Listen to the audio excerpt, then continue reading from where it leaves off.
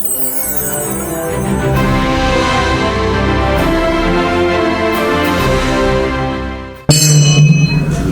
श्री स्वामीनारायण भगवान की जय, श्री नारायण देव की जय, श्री लक्ष्मी नारायण देव की जय। आप सभी भक्तों को प्रेम से जय स्वामीनारायण। जय स्वामीनारायण। 2 वीक मिले नहीं, आज मिल रहे हैं, उसका अति आनंद है। जैसे कि आप सब जानते हैं, भगवान की कृपा के बिना एक सूखा पत्ता भी हिलने को समर्थ नहीं है। हम चाहे जितने संकल्प करें, हम चाहे जितने आयोजन करें, लेकिन होता वही है जो भगवान चाहते हैं। हमें सिर्फ कर्म करना है, फल की आशा रखे बिना, और फल देने वाले कौन है? भगवान। तो आज उन्हीं भगवान के कारण आप सबके, हमारे सबके जीवन में कोई ना कोई गुरु है। तो आज हमारा गुरु पूर्णिमा का पर्व, वैसे गुरु पूनम तो चली गई, लेकिन गुरु पूनम का जो पर्व है वो आज हम मना रहे हैं। बोला अमेरिका में एक कहावत है कि लगन होए, परण होए के जन्म होए के પછી મરણ હોય, કોઈ પણ પ્રકારનું કાર્ય એનું એક જ મુહૂર્ત। ખબર જ છે બધાને શું। અને કોઈએ તો બહુ સરસ ગીત બનાવ્યું છે એના ઉપર, હું તો તમને ભજું છું રવિવારે, સોરી આપણે શનિવારે। હું તો તમને ભજું છું શનિવારે, बाकी क्या छे समय प्रभु मारे। आम हूँ दररोज मंदिर आओ ते वो पाछू जाऊं, तारो भारो बीजा शनिवारे, बाकी क्या छे समय प्रभु मारे। कहने का अर्थ है कि भाई ये अमेरिका है, पश्चिम संस्कृति का देश है, सबके पास समय नहीं होता, इसलिए लोग अपनी अनुकूलता के अनुसार शनिवार या रविवार को ही प्रसंग मनाते हैं। ठीक वैसे ही आज हम भी गुरु पूर्णिमा का पर्व मना रहे हैं, तो थोड़ी कुछ गुरु के महिमा की हम कुछ बातें करें। ये तो थोड़ा एक आनंद किया। शास्त्रों में गुरु के बारे में बहुत कुछ लिखा है। श्रीमद् भागवत के सुंदर श्लोक में लिखा है, अज्ञान ध्वांस विध्वंस कोटि सूर्य समप्रभ। अर्थात कि गुरु जीवन में क्या करता है?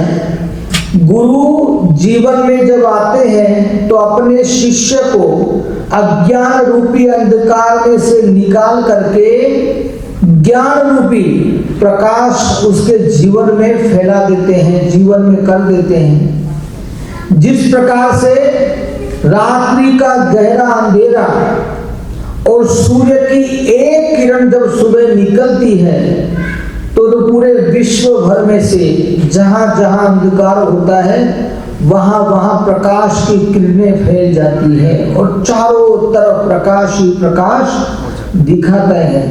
उसी प्रकार से जिसके जीवन में अज्ञान है, अर्थात कि जिसको अभी तक भगवान की पहचान नहीं हुई, तो गुरु जीवन में आते हैं तो सबसे पहले उसके जीवन का जो ये कुसंग है, असत कर्म है, उन सबको नष्ट करते हैं। अर्थात अंधकार की समाप्ति कर उसके जीवन में भगवान रूपी प्रकाश कर देते हैं।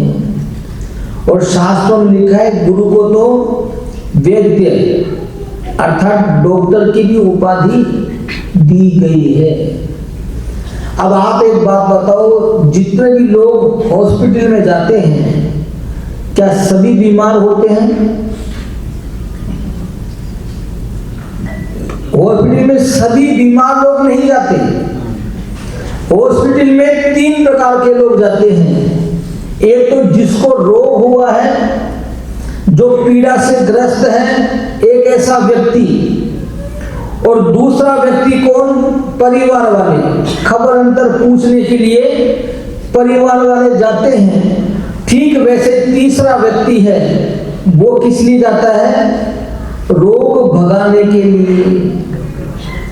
तो ठीक वैसे ही जो व्यक्ति भगवान के मार्ग पर निकला है, उसके जीवन में भी 2 प्रकार के लोग आते हैं। जो भगवान के मार्ग पर निकला है, पर 2 प्रकार के लोग उसके जीवन में ऐसे आते हैं। एक तो ऐसे आते हैं कि अगर आप भगवान के मार्ग पर निकले हो तो वह खुद भगवान के मार्ग पर नहीं है, इसलिए वह क्या करेगा?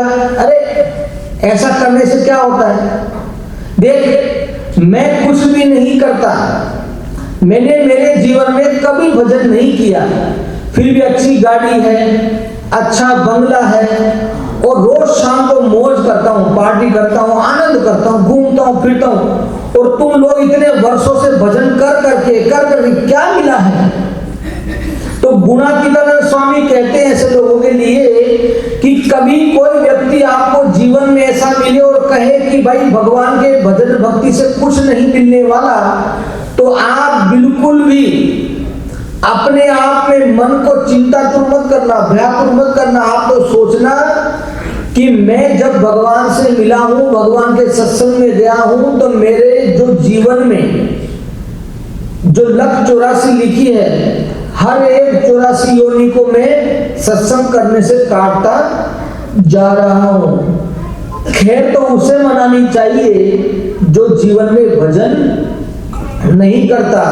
तो जब आप भगवान का भजन करते हो तो आपके आस पड़ोस वाले परिवार में कई लोग ऐसे होते हैं जो आपको बोलते हैं कि भजन से कुछ मिलने वाला नहीं है, पर उनकी बातों से कभी गंभीर मत होना, दिलगीर मत होना, और अपने पंथ को कभी छोड़ना मत। अर्थात जो मरीज को देखने आने वाले जो परिवार के जो उसके गेस्ट हैं वो, और दूसरा है जो रोग भगाने के लिए आया है, जो आपके रोग की दवा करने के लिए आया है, डॉक्टर। ठीक वैसे ही अगर आपको ऐसा रोग लगा है कि जो आपको भगवान पसंद नहीं है, आप मंदिर नहीं जाते, अच्छे होते हुए भी मंदिर नहीं जाते, सत्संग नहीं करते, धर्म कार्य नहीं करते, ऐसे व्यक्ति के जीवन में जब गुरु आता है तो उसका जो ये रोग है जो भगवान से दूर हो चुका है, ऐसे रोग की दवा गुरु जब जीवन में आते हैं तब ऐसे रोग की दवा गुरु के आने से जीवन में हो जाती है। तो 3 प्रकार के लोग, एक रोगी है, एक उसको जानने के लिए आया है, और तीसरा रोग भगाने के लिए। जो रोग भगाने के लिए आया है वह सबसे महत्वपूर्ण है। इसीलिए शास्त्रों में लिखा है कि गुरु के वचन में जिसको विश्वास है उसको अवश्य भगवत प्राप्ति अवश्य होती है। हमारी नजर के समक्ष एक उदाहरण है शबरी का। शबरी को कितने ही लोगों ने ताने दिए, कितने ही लोगों ने कितने प्रकार का बोला, लेकिन शबरी को उसके गुरु मतंग ऋषि ने कहा था कि बेटी, दुनिया में लोग हजारों आएंगे, हजारों प्रकार की बातें करेंगे, लेकिन किसी की बात को मन पे मत लगाना, सिर्फ मेरी बात को याद रखना। तू इस प्रकार से सेवा करेगी तो अवश्य एक दिन राम आकर के तुझे दर्शन देंगे। अनेक लोगों ने उसको ताने मारे कि ऐसे भगवान नहीं मिलते, ये इतने वर्षों से करते करते बुद्धि हो चुकी है, क्यों अब तक भगवान राम राम राम किए जा रही है, पागल हो चुकी है। लोगों ने बहुत कुछ बोला, लेकिन उसको अपने गुरु के वचन में विश्वास था कि गुरु ने कहा है राम आएंगे आएंगे और अवश्य आएंगे। और उसने अपनी जो श्रद्धा थी ना, श्रद्धा वो टीका करके रखी भगवान के और गुरु के वचन में, उसे विश्वास था तो उसे अवश्य ही भगवान मिले। और देखो गुरु हमेशा, अगर आप सच्चे भाव से गुरु की शरण में गए हो, अर्थात भगवान की शरण में गए हो, तो भगवान आपका कभी बुरा होने देते नहीं है। इसलिए गुरु जिसके जीवन में आते हैं उसके जीवन में अवश्य ही भगवान की कृपा बरसती है। भगवान स्वामीनारायण गढ़पुर में विराजमान थे और गढ़पुर में अनेक भक्त लोगों का मंडली मिलने के लिए आई, दर्शन करने के लिए आई, उत्सव में आई और सब लोग जा रहे थे। सूरत की तरफ का एक पूरा ग्रुप, एक मंडली भगवान के दर्शन करके निकलने लगी। इसलिए सभी भक्तों ने प्रेम से कहा, प्रभु आपकी कृपा हमारे ऊपर रखना। तो भगवान ने भी धीरे से कह दिया कि हाँ भाई, आप लोग भी मेरे ऊपर कृपा रखना। अब उस समय तो किसी को पता चला नहीं कि भगवान ने क्या कहा, किस संदर्भ में किया, सब चले गए। आगे जाकर के राधा वाव, जहाँ सच्चिदानंद स्वामी सेवा करते थे, वहां तक पहुंचे। फिर अचानक चर्चा हुई और चर्चा में ये बात निकली कि भाई हम तो जीव कोटि के हैं और भगवान तो स्वयं ईश्वर है, तो भगवान को हमारी कृपा की क्या जरूरत पड़ी, हमें तो उनकी कृपा चाहिए, लेकिन भगवान को हमारी कृपा की क्या जरूरत पड़ी। ये बात समझ में नहीं आई। सभी लोग वापस गए और भगवान के शरणों में जाकर के कहा, प्रभु हम जीव कोटि के हैं, इसलिए स्वाभाविक है हम आपको कहते हैं कि प्रभु आपकी कृपा रखना, आपकी दया रखना, पर आपको ऐसी क्या जरूरत पड़ी कि जो हमारी कृपा आप चाहिए, हमारी कृपा आप कह रहे हो कि हमारे पर कृपा करना। भगवान ने कहा कि आप सब लोग मेरी शरण में आए हो, इसलिए आप सब लोग अच्छे हो और आप सबके ऊपर मेरी कृपा में बरसाना चाहता हूं, लेकिन बीच में क्या आ रहा है, कुसंग, बीच में आ रहा है कुछ दोष। तो मैं आप सबसे प्रार्थना यही करना चाहता हूं कि मैं आपके ऊपर तभी कृपा बरसा पाऊंगा, मैं आपके ऊपर तभी कृपा बरसा पाऊंगा जिस समय आप अपने आप को निर्मल रखोगे, किसी प्रकार का छल कपट दोष वासना इन सब से आप निर्मल रहोगे, मुक्त हो जाओगे और निर्मल हो जाओगे, तो अवश्य मैं आपके ऊपर कृपा करूंगा। भगवान राम को पूछा कि प्रभु आपको कैसा स्थान पसंद है। तब भगवान राम ने कहा कि जिसका मन निर्मल है, निर्मल मन जन सो ही पावा, मोह कपट छल छिदन भावा। मुझे जिसके जीवन में छल है, कपट है, मोह है, आदि रूपी जो दोष हैं, ऐसा हृदय मुझे पसंद नहीं है। और जिसका हृदय इन सबसे क्लीन है, साफ है, ऐसा जो निर्मल हृदय है, वह मेरे रहने लायक स्थान है। इसीलिए कहा कि भगवान कृपा करना चाहते हैं, लेकिन आप अपने आप को ऐसा बनाओ, आप अपने आप को ऐसा बनाओ कि भगवान सामने से स्वयं चलकर हमारे हृदय में आकर के वास करे। इसलिए कहते हैं कि जब गुरु की कृपा होती है तब अवश्य ही भगवान की प्राप्ति होती है। और देखो अभी बात चली ना कि भगवान की कृपा तो हमारे ऊपर है और सदैव है, हमेशा भगवान की कृपा बनी रहती है। तो आप कहते हो कि भगवान की कृपा और गुरु का आशीर्वाद हमेशा हमारे मस्तक पर बना रहता है, तो फिर पता क्यों नहीं चलता? हमारे ऊपर भगवान की कृपा है लेकिन फिर भी हमें पता नहीं चलता। इसका कारण क्या है?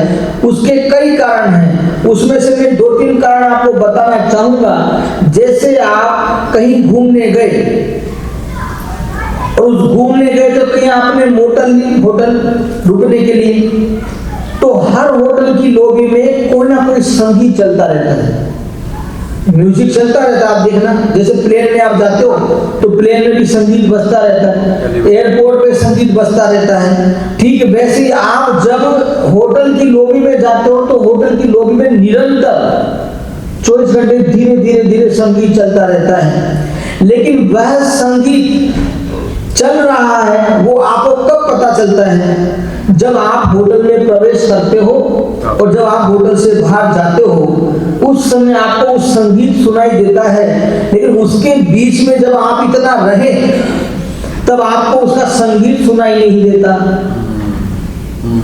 कभी अनुभव करना, होता ही है, मैं तो खुद ही अनुभव किया, तो अनुभव की बातें मैं करूंगा।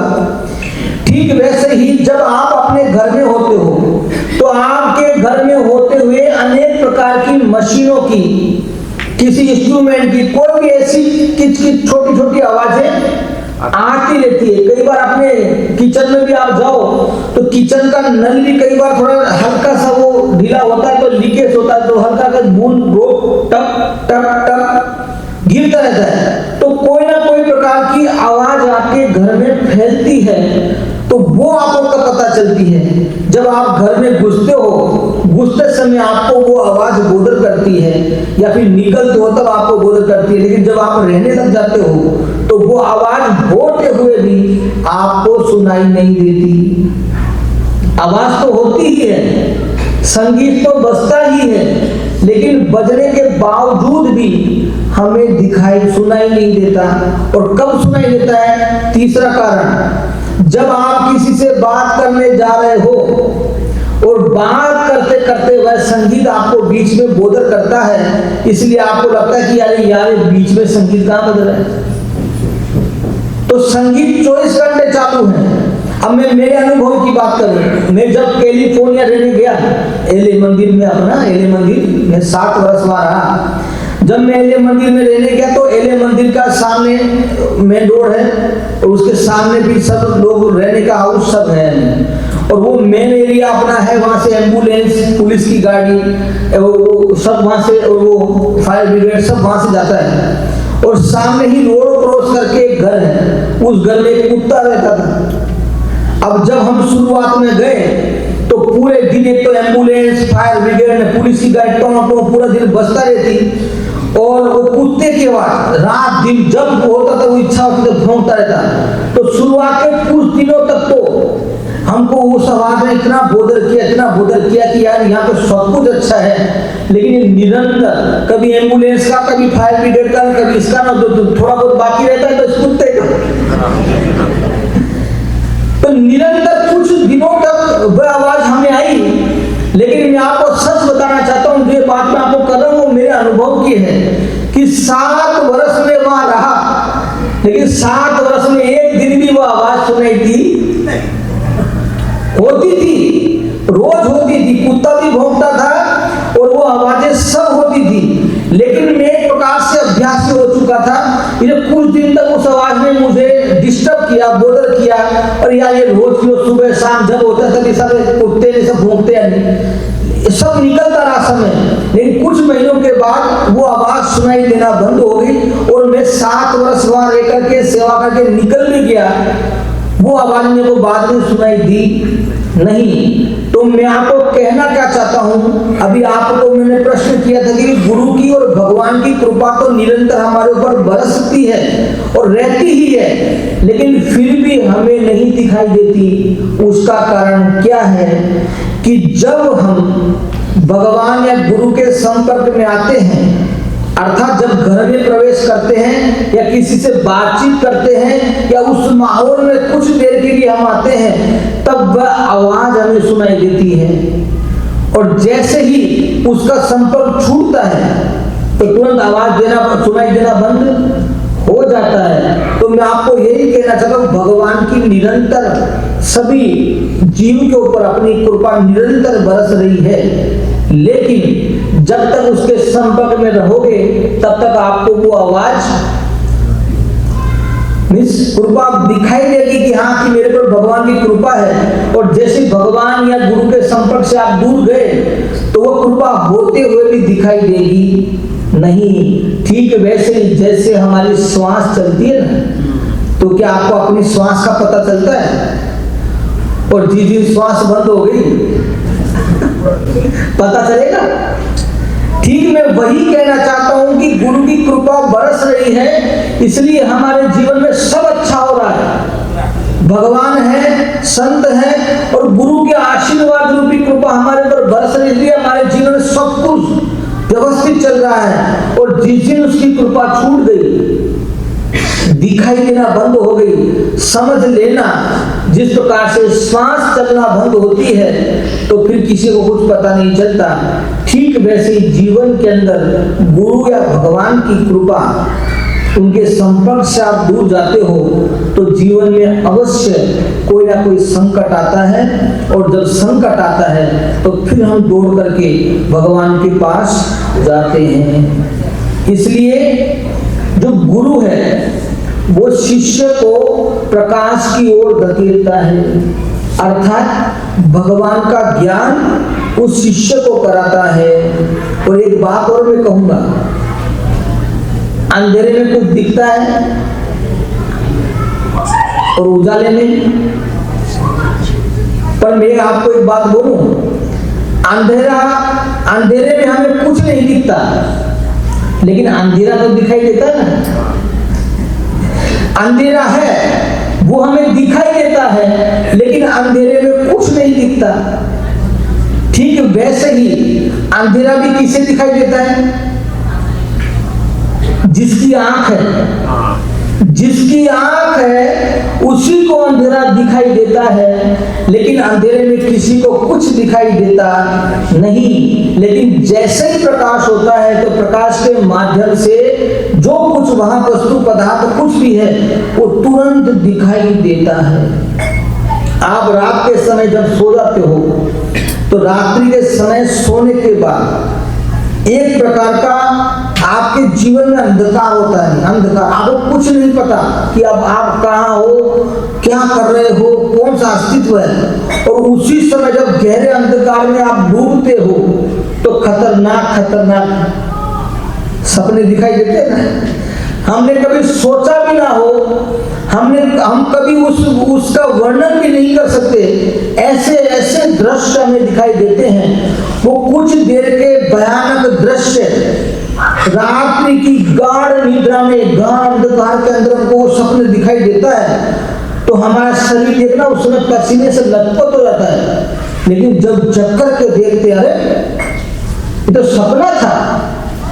ठीक वैसा ही है जीवन में, अगर कोई दोष आपके जीवन में आ गया है तो भगवान से दूरी कर देता है। लेकिन जैसे ही गुरु का आगमन हमारे जीवन में, अर्थात उजाले का हमारे जीवन में आगमन होता है, गुरु का हमारे जीवन में आगमन होता है, तो जितने भी प्रकार के अंधकार रूपी दोष हैं वो तुरंत नष्ट हो जाते हैं। और इतनी शांति होती है कि हाश ये तो सपना ही था, कुछ देर का ही है, मेरे जीवन में दोष था और वो निकल गया।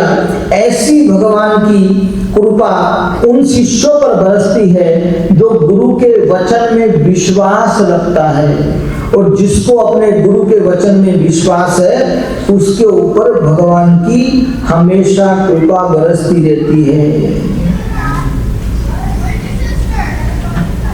इसलिए गुरु सदा पूजनीय है, और उसकी शरण में जाने वाले पर प्रभु उसे सन्मार्ग दिखाते हैं। अगर कोई रास्ता भटक भी गया है तो गुरु उसको मार्ग दिखाता है, और जब गुरु उसको मार्ग दिखाता है और गुरु का आशीर्वाद जब उस शिष्य के ऊपर बरसता है तो उसके जीवन में उन्नति और वो जीवन में बहुत प्रकार की सफलताएं प्राप्त करता है। कई लोग कहते हैं कि अचानक में भटक रहा था, जीवन में बहुत अंधकार था, संकट थे, लेकिन जब से मेरे को गुरु मिले हैं और गुरु के आशीर्वाद से मेरा हर कार्य सफल होता है। कई लोग देखना बात ओ गुरु कैसे हो, गुरु कैसे हो।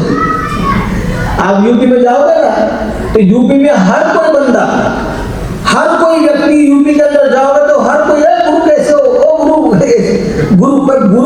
कहने से कुछ नहीं होता। गुरु के वचन में जब तक आपको विश्वास नहीं आएगा और सच्चे दिल से जब आप गुरु की शरणागति नहीं स्वीकारोगे, तब तक आपके ऊपर भगवान की कृपा होने वाली नहीं है, जीवन में सफलता मिलने वाली नहीं है। और आपको पता है गुरु की कृपा 4 प्रकार से बरसती है। गुरु की कृपा 4 प्रकार की होती है। और वो 4 प्रकार कौन से? तो सबसे पहला प्रकार है स्मरण, दूसरा प्रकार है दृष्टि, एक स्मरण द्वारा, दूसरी दृष्टि द्वारा, तीसरा शब्द द्वारा और चौथी स्पर्श द्वारा। ये 4 प्रकार से शिष्य के ऊपर गुरु की कृपा बरसती है। तो सबसे पहला हमने क्या बोला? स्मरण। तो स्मरण का प्रतीकात्मक चिन्ह हमारे शास्त्रों में दिया है कि जिस प्रकार से कछुआ होता है, कछुआ, हाँ, तो वो फीमेल कछुई, तो कछुई देखना क्या करती है, वह जब कछुई अंडा देती है, गर्भवती होती है, और जब वह अंडा देती है तो कछुई क्या करती है, जो बाहर का स्थान है रेत, वह रेत के ऊपर अंडा देती है और रेत पर अंडा देकर के कहाँ चली जाती है? पानी में, समुद्र में, तालाब में, जहां रहती है कछुई वहां चली जाती है। अंडा देती कहाँ पे है? जमीन, रेती पर, और चली जाती पानी में। तो लिखा है शास्त्रों में कि जब कछुई पानी के अंदर होती है और उसका जो अंडा है, जो उसका गर्भ है, वो बाहर रेती पर होता है, लेकिन कछुई अंदर पानी में रहते रहते क्या करती है? स्मरण। कछुई पानी में रहते रहते स्मरण करती है और उसके स्मरण करने मात्र से जो रेत पर रहा हुआ जो अंडा है, जो उसका गर्भ है, जो उसका संतान है, वो उसके वहीं के स्मरण मात्र से उसका गर्भ का सेवन हो जाता है, अर्थात वो बाहर आ जाता है। वो वहां खड़ी नहीं रहती, वो पानी में ही जाती है और पानी में रह करके उसका स्मरण करती है। उसके स्मरण मात्र से वह वहां पर सिद्ध हो जाता है। ठीक वैसे ही जब कोई किसी गुरु के साथ जुड़ता है तो गुरु खाली बैठा बैठा नहीं सोचता कि मेरा शिष्य क्या कर रहा है। उसके जीवन में कोई संकट अगर आता है तो सच्चा गुरु होता है, सच्चा शिष्य होता है, तो सामने गुरु को पता चल जाता है कि मेरा शिष्य अभी संकट में है। दूसरी कृपा दृष्टि। तो दृष्टि के अंदर लिखा है मछली।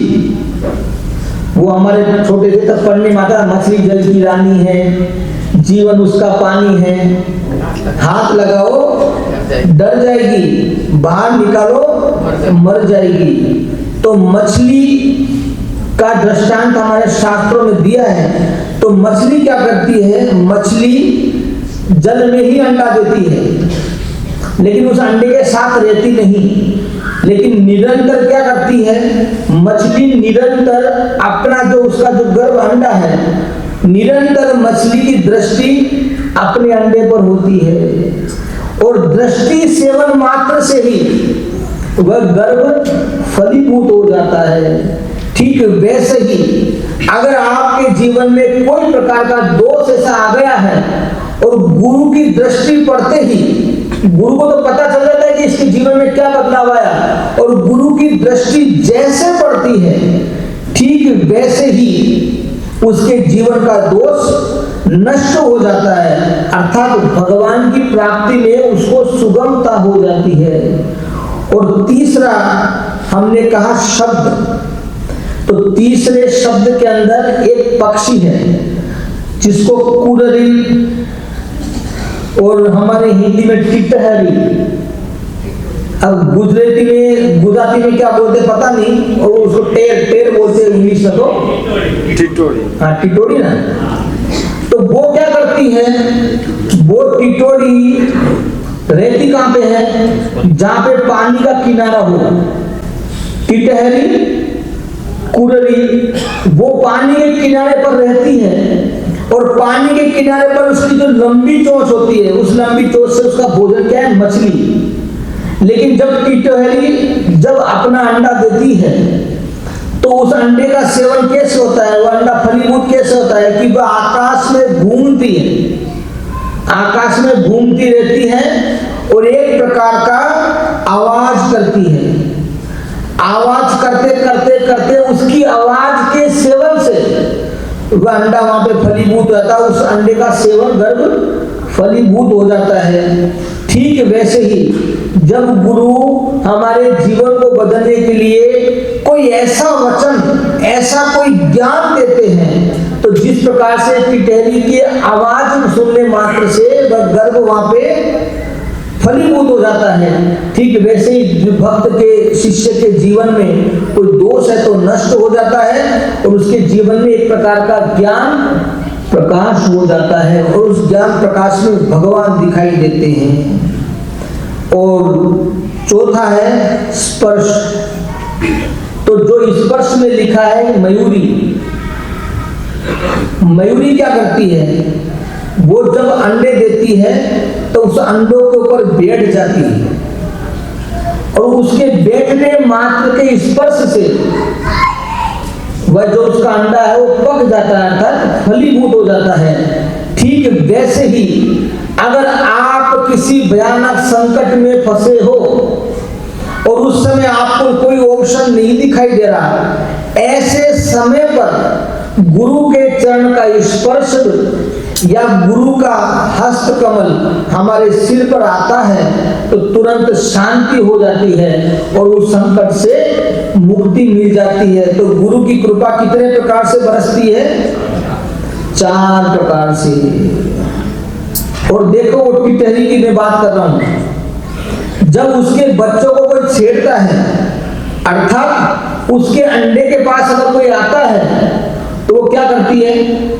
चिल्लाती है, जोर जोर से चीखती है। आप देखना जब कोई भयानक संकट या कुछ ऐसा दिखाई देता है ना तो तुरंत वो चिल्लाने लग जाती है। ठीक वैसे ही किसी भी गुरु के शिष्य के जीवन में कोई संकट आने वाला होता है तो वो जो भक्त के अंदर की जो पुकार है, वेदना है, वो गुरु को सुनाई देती है और गुरु वहां बैठे बैठे आशीर्वाद देते हैं तो उसके ऊपर गुरु की कृपा हो जाती है।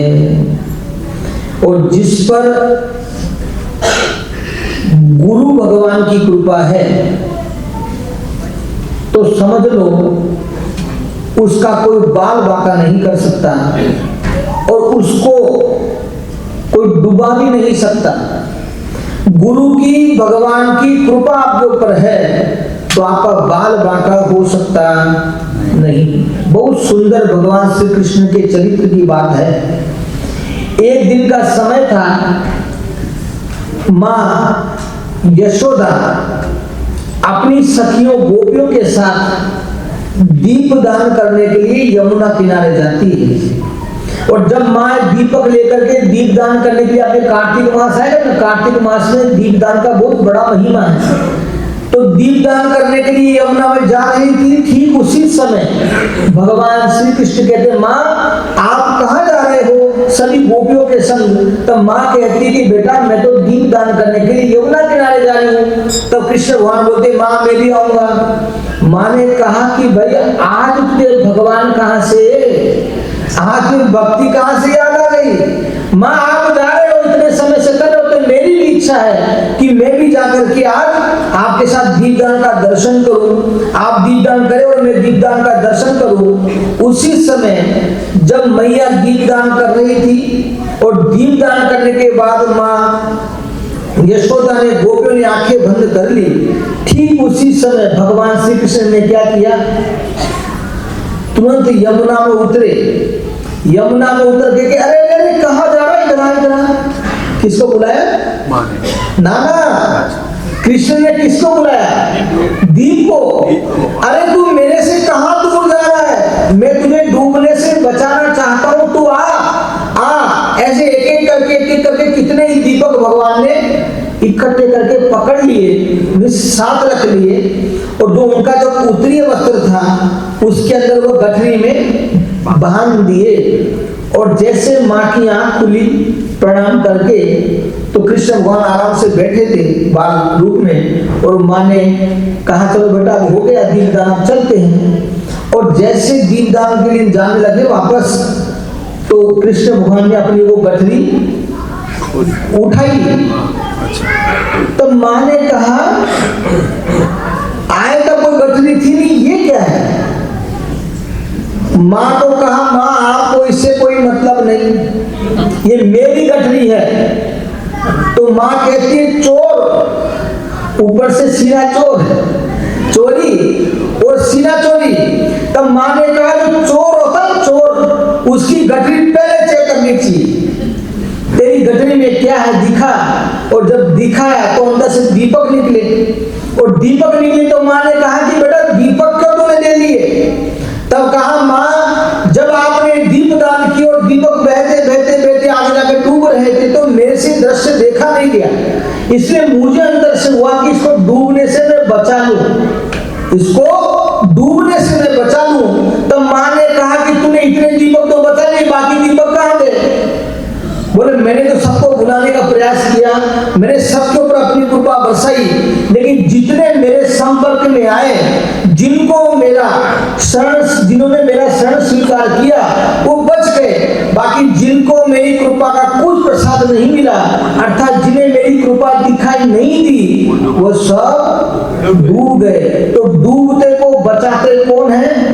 भगवान। और वह कृपा कब होती है? जब गुरु के वचन में आपको विश्वास होता है, गुरु का आशीर्वाद आपके ऊपर होता है, तो भगवान कहीं भी होंगे और आप कैसे भी संकट में होंगे तो गुरु कृपा से भगवान आपको कैसा भी संकट क्यों ना हो, उस हर संकट से भगवान आपको हमेशा के लिए बचाएंगे।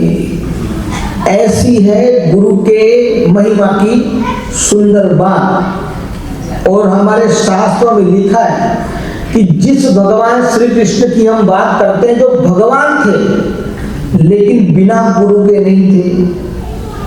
भगवान थे ना, लेकिन भगवान के भी गुरु थे। भगवान श्री कृष्ण के गुरु कौन थे? सांदीपनि। और भगवान राम के गुरु कौन थे? वशिष्ठ ऋषि, वशिष्ठ मुनि। और भगवान स्वामीनारायण के गुरु कौन थे? रामानंद स्वामी। तो जब इस धरती पर भगवान भी जन्म लेकर के आते हैं तो वो भी हमें सिखाते हैं कि भले हम भगवान हो गए, लेकिन आज हम जो भगवान बनकर के पूजे जा रहे हैं, उसके पीछे सबसे बड़ा जो कोई आशीर्वाद का हाथ हो तो वो है गुरु का आशीर्वाद। ठीक वैसे ही भगवान श्री कृष्ण के गुरु की बात जब निकली है, सांदीपनि ऋषि के गुरु की उनकी बात निकली है, तो सांदीपनि ऋषि के भी एक गुरु थे जो बड़े तपस्वी और बड़े महान थे। सांदीपनि ऋषि अपने गुरु की सेवा में इतने तत्पर थे कि एक क्षण भी गुरु सेवा के बिना बिताते नहीं थे, उनको अच्छा भी नहीं लगता था। और एक समय घटना ऐसी बनी कि जब वेकेशन होता है तो सभी लोग शिष्य अपने अपने घर चले जाते हैं, लेकिन इस सांदीपनि ऋषि ने कहा कि वही गुरुदेव, मुझे आपके सानिध्य से दूर जाना बिल्कुल भी पसंद नहीं है। तब गुरुदेव ने कहा कि बेटा सभी चले गए, तुम क्यों? बोले कि मेरे को आपकी सेवा करनी है। गुरु बड़े प्रसन्न हुए सांदीपनि ऋषि के ऊपर। ऐसे करते करते कई वर्ष चले गए। एक दिन गुरु ने सभी शिष्यों को बुला करके कहा, स्पेशल सांदीपनि को कहा, बेटा कुछ समय के बाद मैं विक्षिप्त हो जाऊंगा, मुझे पता नहीं रहेगा कि मैं क्या करने वाला हूं, क्या होने वाला है। अर्थात मेरी जो मानसिक स्थिति है वो विक्षिप्त हो जाएगी, अर्थात पागल जैसी परिस्थिति हो जाएगी।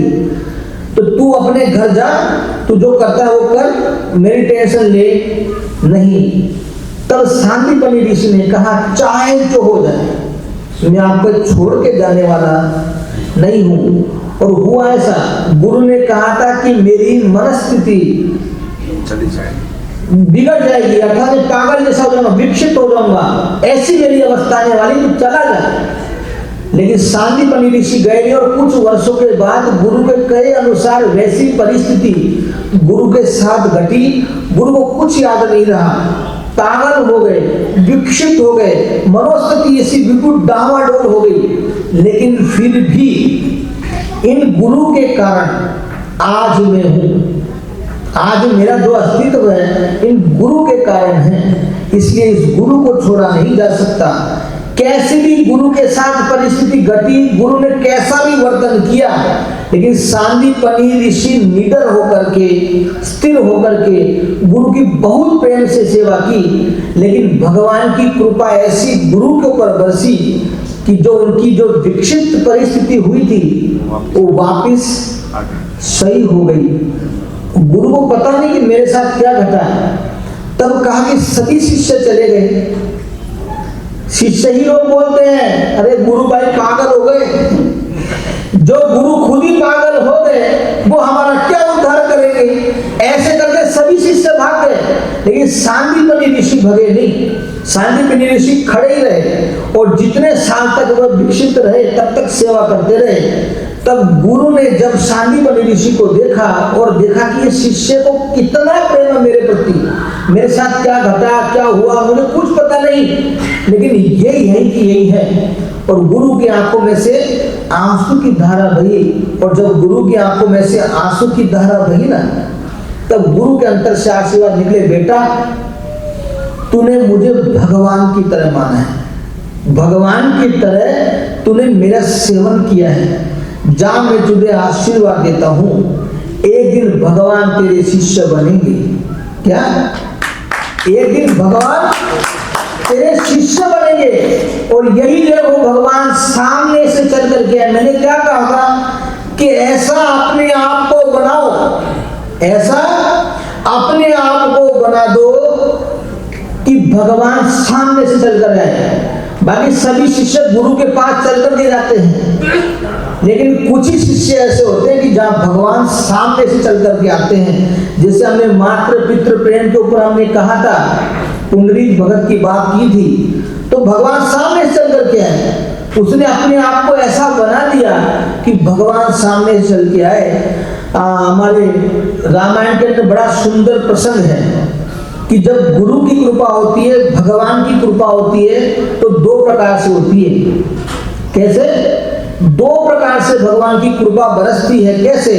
एक तो पुण्य पुंज, पूरी साखी है, पुण्य पिंज, पुण्य पुंज बिना हरि मिलत नहीं, पुण्य पुंज के बिना भगवान मिलते नहीं। और दूसरा है हरि कृपा, हरि बिन, हरि कृपा बिन सुलभ नहीं।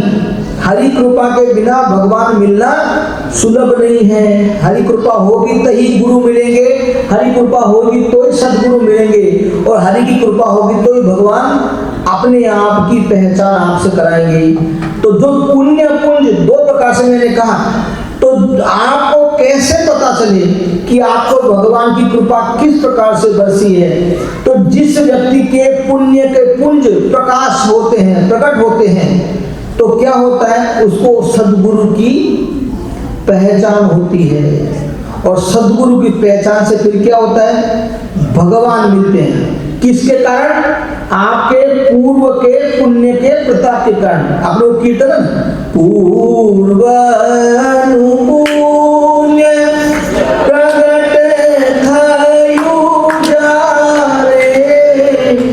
स्वामी नारायण।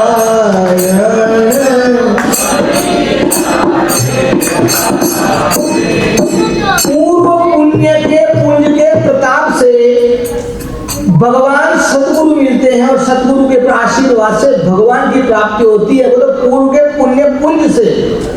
लेकिन भगवान सामने चलकर क्या है? हरि बिन, हरि कृपा बिन सुलभ न सोई। तो उसके अंदर ऐसा लिखा है हमारे शास्त्रों में, और तुलसीदास जी कहते हैं कि जिसके ऊपर हरि कृपा बरसती है, सामने चल करके भगवान, आपको जाना नहीं पड़ता। पूर्व पुण्य पुंज से तो आपको जाना पड़ता है गुरु सदगुरु के पास, लेकिन आपके ऊपर जो हरि कृपा है तो भगवान सामने से चल करके आते हैं, और अपनी बाहों में भगवान अपने शिष्य को समा लेते हैं। ऐसा भगवान की कृपा है। बड़ा सुंदर गुरु का गीत है, मैं देख रहा हूं कब से लोग वो मजे सुंदर एक गीत है। उस गुरुदेव की भावना को हम एक थोड़ा व्यक्त करते गीत के माध्यम से। फिर कुछ कथा जो बाकी है वो भी करेंगे।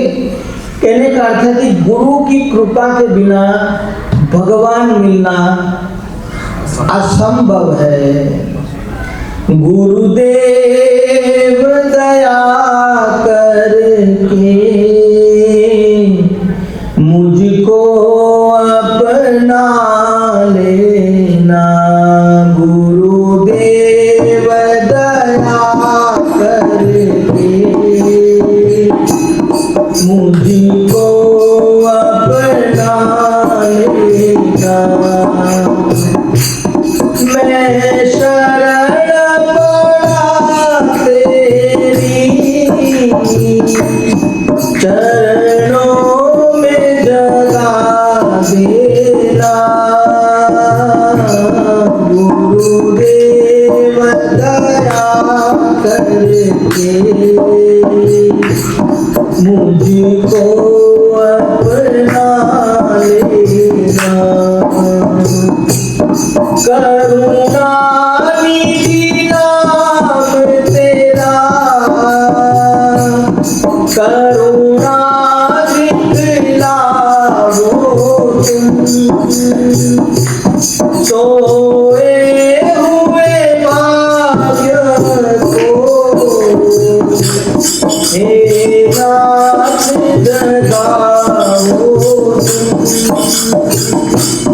मेरी नाव भंवर डोले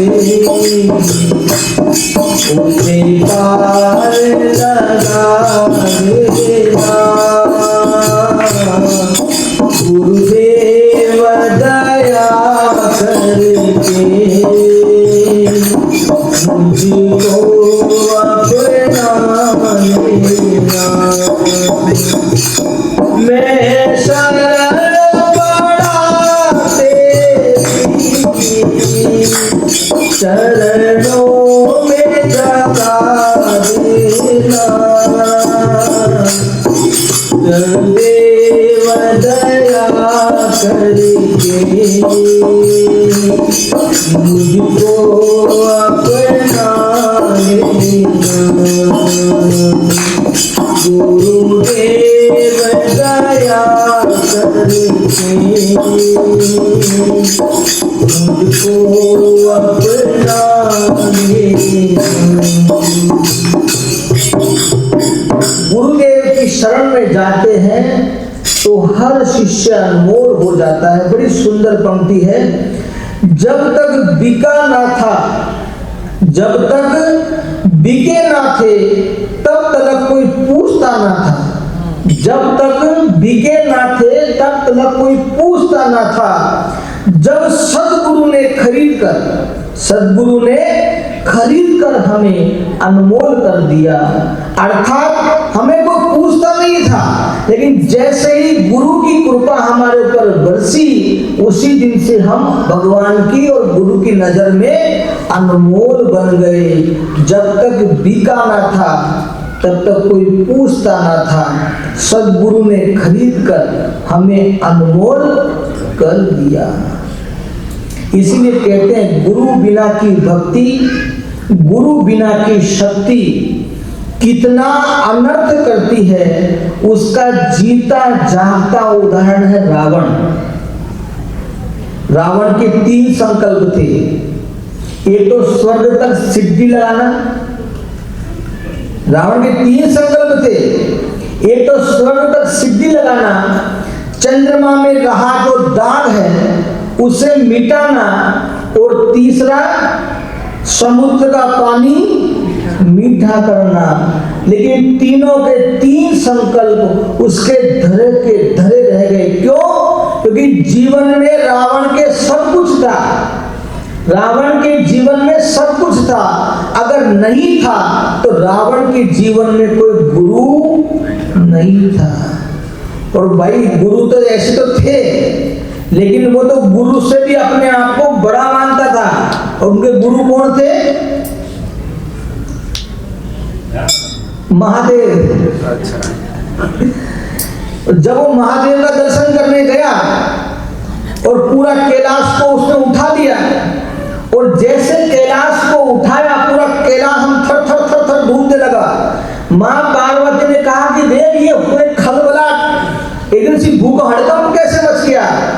तब कहा कि मेरा शिष्य आया है। महादेव ने क्या कहा? मेरा शिष्य आया है। पर आपका शिष्य आया तो उसको ये करने की जरूरत क्या है? तब किसी ने रावण से पूछा कि भाई तू महादेव के दर्शन करने आया है तो इसमें पूरे कैलाश को उठाने की जरूरत क्या थी?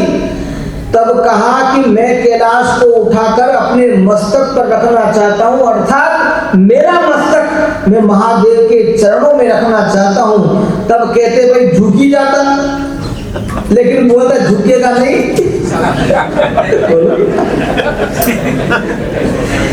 वो रावण अपने आप को भगवान महादेव से श्रेष्ठ मानता था कि मैं उससे कुछ बड़ा हूं। महादेव को कहता है कि प्रभु आपके तो सिर्फ 5 मस्तक हैं, आपके तो सिर्फ 5 मस्तक हैं और मेरे अपने आपके शिष्य के देखो 10-10 मस्तक हैं। तो रावण के जीवन में सब कुछ था, वैभव सुख विलास, वैभव सुख विलास सब कुछ उसके जीवन में था। अगर रावण के जीवन में नहीं था तो क्या नहीं था? गुरु नहीं था। और गुरु बिना की भक्ति और गुरु बिना की शक्ति कितना अर्थ का अनर्थ करती है, उसका जीता जागता उदाहरण है रावण। न सिद्धि लगा सका, न समुद्र का पानी मीठा कर सका, न चंद्रमा में से दाग निकाल सका। इसीलिए कहते हैं कि जीवन में अवश्य एक गुरु तो होना ही चाहिए। बाई चांस किसी मनुष्य रूप में आपको गुरु ना मिले, आपको कहीं ना कहीं कुछ ना कुछ भेदभाव दिखाई दे, तो भाई सबके परम गुरु है भगवान साक्षात स्वयं नारायण। उन नारायण को पकड़ो। आपको कोई नहीं मिले तो भगवान को पकड़ो। भगवान सबके गुरु हैं, गुरु के भी गुरु भगवान हैं। इसलिए हमारे शास्त्रों में लिखा है कि जीवन के अंदर चाहे जितने जोर लगा लो, चाहे जितना जोर लगा लो, इसलिए कहते कि भगवान इतने बड़े हुए, अपने आप को भगवान कहलाए तो उसके पीछे भी गुरु का आशीर्वाद समाया था। भगवान श्री कृष्ण के गुरु थे, भगवान राम के गुरु थे और भगवान स्वामीनारायण के भी गुरु थे।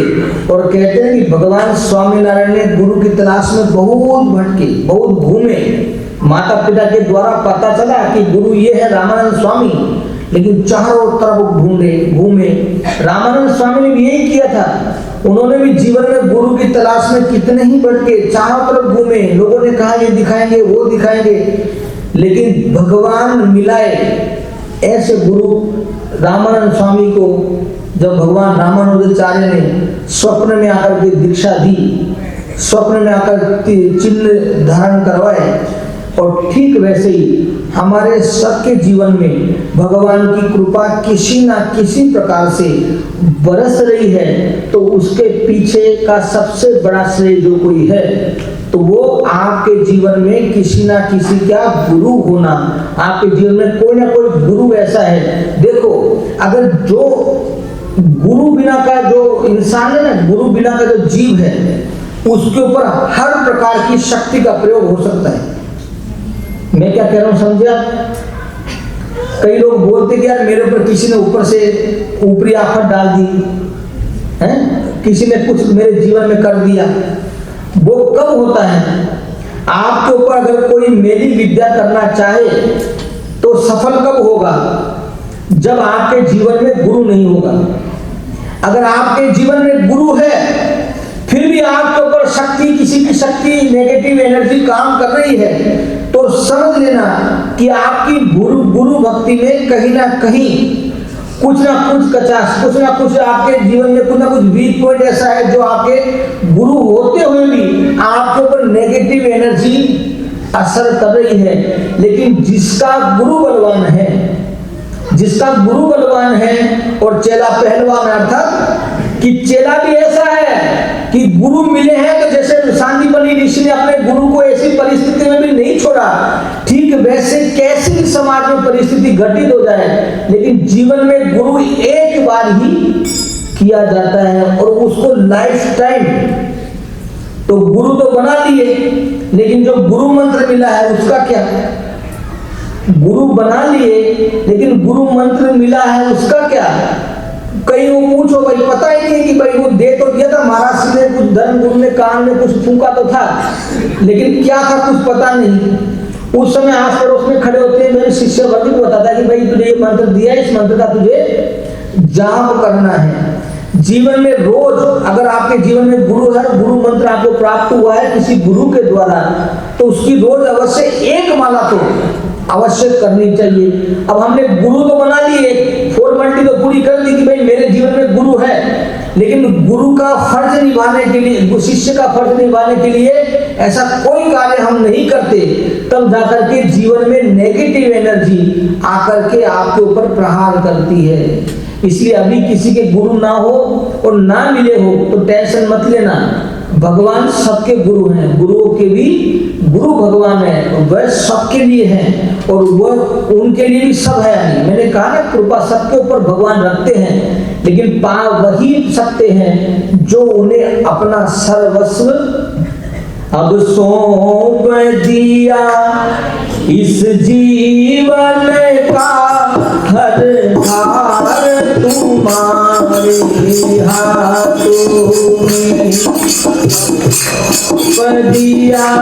इस जीवन का हर भार तुम्हारे हाथों में, मेरी जीत तुम्हारे हाथों में, मेरी हार तुम्हारे हाथों में, मेरी जीत तुम्हारे हाथों में, मेरी हार तुम्हारे हाथों में।